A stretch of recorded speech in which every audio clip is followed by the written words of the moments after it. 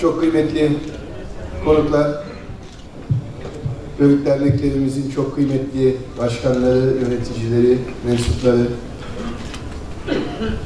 Antalya Yörükler Derneği Başkanımız ve çok kıymetli dernek yöneticileri. Öncelikle ben de Abdullah Başkanımıza teşekkür ederek konuşmaya başlamak istiyorum. Bugüne kadar gerçekleştirdiği, bizim de severek desteklediğimiz ve katıldığımız Yörük şenlikleri, Yörük yürüyüşü gibi düzenli ve başarılı faaliyetlerden sonra bir önemli toplantıyı da bugün burada gerçekleştirerek 1000 yıllık Yörük yürüyüşünü daha ileri bir noktaya getirmiştir Sayın Başkan ve arkadaşlar. Yörük kültürünün böyle yüksek düzeyde bir sempozyumda incelenmesi, tartışma konularının burada görüşülmesi gerçekten önemli bir başarıdır ve büyük bir önem taşımaktadır. Bu konunun tabii bir boyutu da Antalya tarihine ve kimliğine aynı zamanda ışık tutulmasıdır ki son dönemde bizim de üzerinde önemli durduğumuz bir konudur. Büyükşehir Belediyesi olarak Antalya'nın tarihi ve kültürel değerlerinin korunması, geliştirilmesi konusunda birçok çalışma yürütüyoruz. Türk İslam Medeniyetleri Müzesi projesinden sonra birkaç gün önce de yine Antalya'nın kent kimliğini, içinde tabii Yörük kültürünün de en iyi şekilde ifade edileceği bir projeyi, Kent Müzesi projesini arkadaşlarımızla birlikte tanıtımını ve toplantısını yaptık.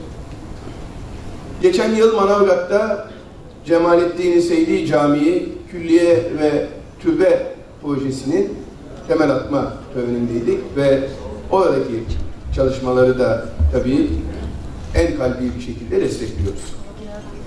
Bütün bu çalışmalarda tarihimizi yeterince bilmediğimizi ve tarihini bilmeyen bir şehrin kimliğini kaybedeceğini özellikle vurgulamak isterim. Sayın Valim hoş geldiniz.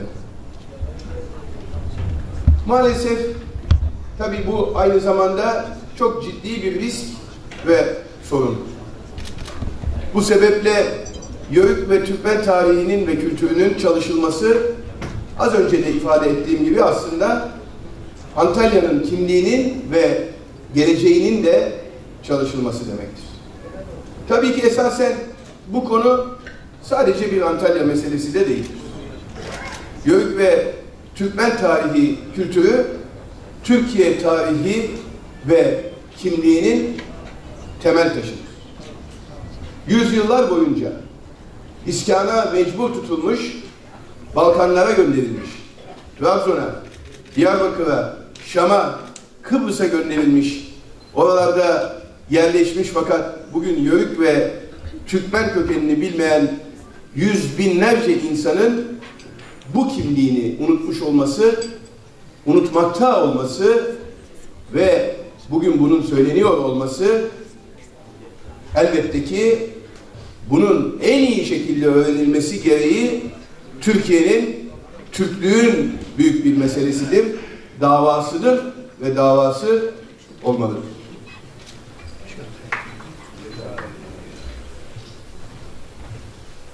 Bu konuları yakın tarihimizde yeterince bilmediğimiz için, maalesef çok da fazla bu işlere önem vermeyip çalışmadığımız için bugün Halep Türkmeni nedir? Bayırbucak Türkmeni nedir? Doğu ve Güneydoğu'da yerleşmiş Türkmen boyları kimlerdir? Yeterince araştırılmadığı için birçok sıkıntıyı yaşıyoruz. Tarihine yabancılaşmış, kimliğine yabancılaşmış insanlar daha sonra devletine, toprağına, milletine yabancılaşıyor ve tarihi maalesef iyi bilmemenin, iyi araştırmamanın neticeleri oldukça ağır oluyor. Fakat şunu da özellikle belirtmek isterim. Türkiye artık silkinmiştir. Ayağa kalkmıştır. ve bunun farkına varmıştır. Gerekli mücadelesini en iyi şekilde vermektedir. Bugün bu sempozyum, bugün burada konuşulacak olan hususlar, akademisyenlerin sunumları, bildirileri bile çok iyi bir ilerleme içerisinde olduğumuza işaret etmektedir. Nasıl ki 1900'lerin başında Balkanların kaybıyla Anadolu'da yörük ateşi yakılmışsa, bugün de yurdun her yerinde olduğu gibi Antalya'da da işte bu salonlarda, burada da yörük ateşi yakılmaktadır. Bu sebeple çok kıymetli Abdullah Başkanıma, emeği geçen bütün herkese, Türkiye'nin dört bir yanından gelerek bu toplantıya katılan bütün dostlarımıza gönülden teşekkür ediyorum. Birçok defa söylediğim gibi, bugün de burada zikretmekte fayda görüyorum. Sayın Başbakanımız, Sayın Dışişleri Bakanımızın yörük çocukları olması, işte bu ateşin artık vatan satında da yayılmış olduğunun en güzel göstergelerindendir. Gerçekten de vatan satında ve sınırlar ötesinde büyük bir gayretle çalışılmaktadır.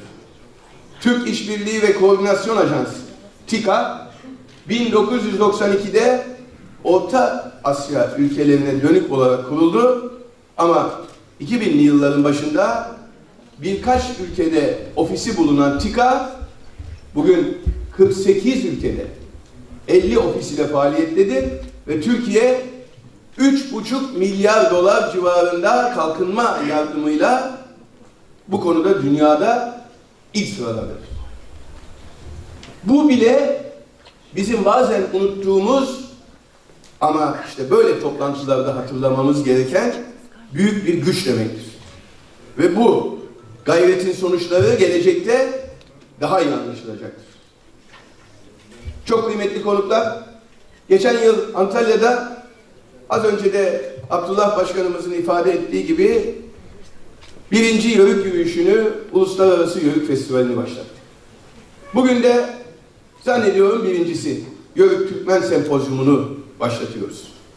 Antalya'dan başlayan bu yürüyüşün daha büyük coğrafyalara, bir taraftan İpek Yolu üzerinden Çin'e, diğer taraftan Ege ve Balkanlara ve Orta Doğu'ya kadar ulaşacağına inanıyorum. Ve bir kez daha bu toplantının, bu çalıştayın hayırlı, uğurlu olmasını temenni ediyor, başarılı olmasını gönülden diliyor. Hepinize saygılar sunuyorum.